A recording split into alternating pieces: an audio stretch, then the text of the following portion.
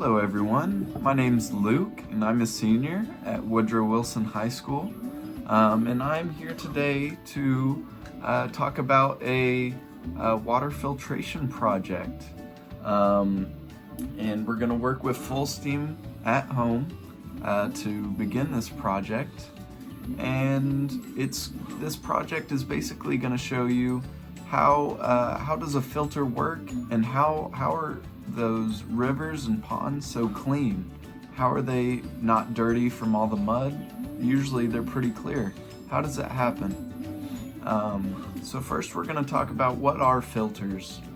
So filters are basically any kind of device that removes that mud or any kind of impurities or anything that you really just don't want in whatever liquid you're trying to purify. It also works for gases, but we won't get into that today. So I'll see you outside and we'll start our project. Alright, welcome outside to my greenhouse. So today, for this experiment, you're going to need some kind of bottle. It doesn't have to be clear, but it definitely helps visualize to see how that water is getting filtered. And then you're going to need some scissors as well, and we're going to cut around to open up this bottle. So I'll do that real quick. Perfect. So now that we have the top removed, we can start packing in rocks, dirt, and we'll find some twigs and sticks and things just outside in your yard that you can use. And I'll be back once I get that. And we're back. All right, so I've gone around the yard, got some large rocks, got some finer rocks and sticks.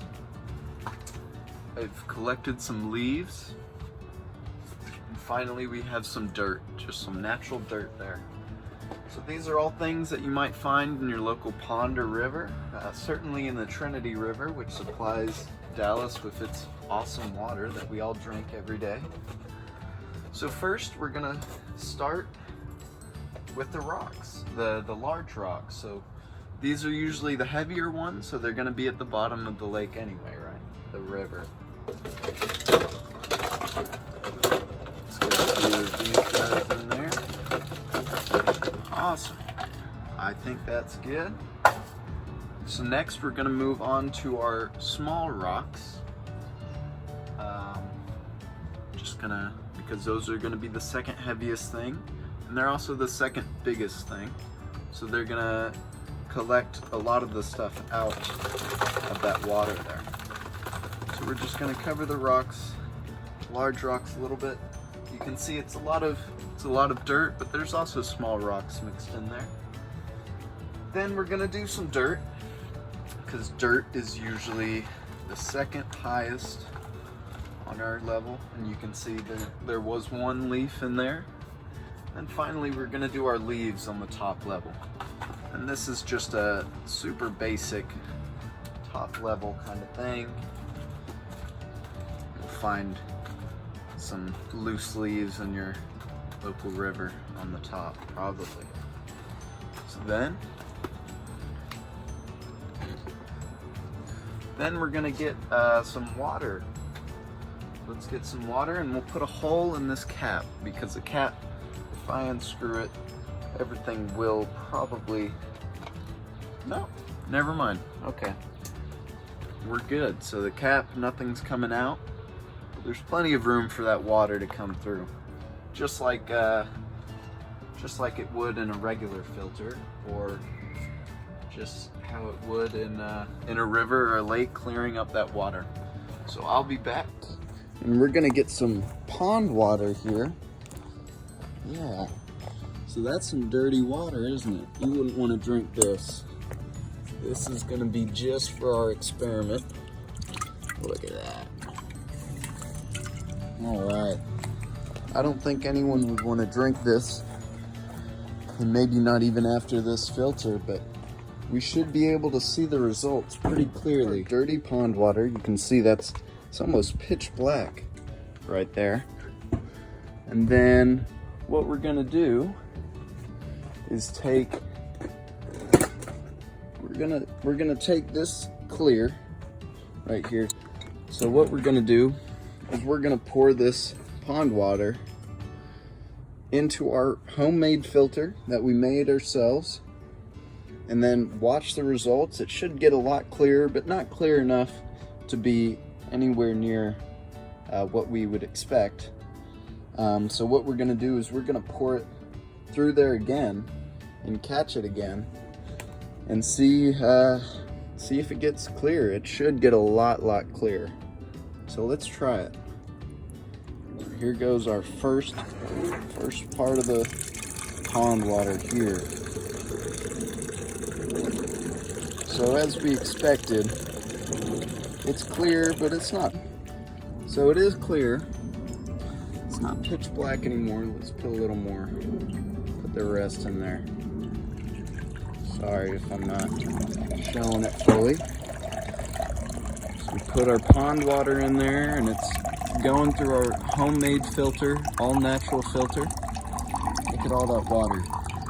So it is still a little muddy, but we're gonna try it again and see just how much clearer it gets. All right. So let's pour that out and let that drain.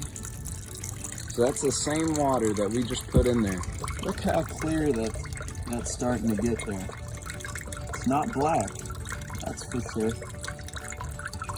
And all that just from some rocks, some dirt. Look at that. All right. I've let mine sit a little bit for the settlement to kind of fall down. You can see it a little bit. There's a bit on the bottom, but it's still pretty cloudy, but a lot better than what we started with. Why don't we take it back over to the pond water we started with here.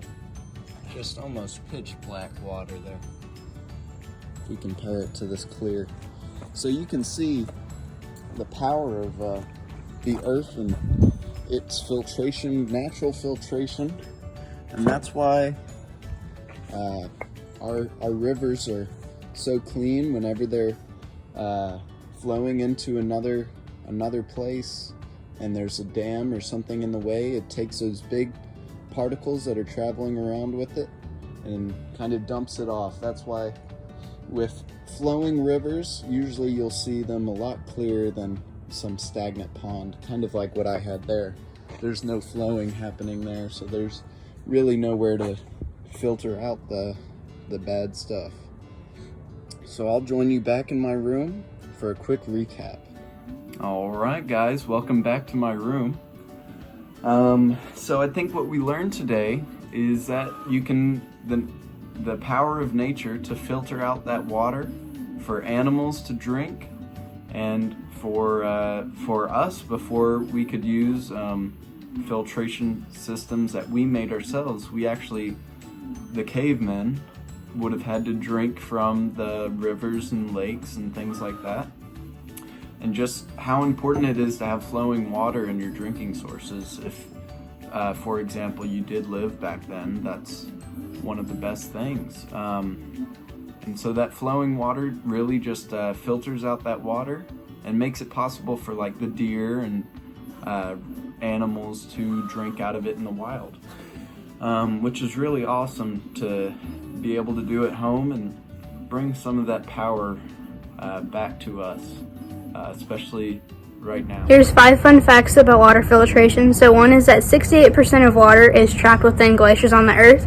Number 2 is that 75% of water is in the human brain. Number 3 is that water filters can help remove sediments and unwanted substances.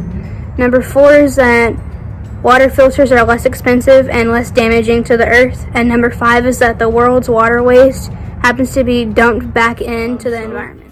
I hope that's been helpful as a little day project for the parents or for the kids learning about the filtration systems. It's a great project, and it's awesome. So I'll leave you on a good note, and I'll start editing this video, and get it out to y'all. All right. Bye, guys. Thank you. Thanks for watching.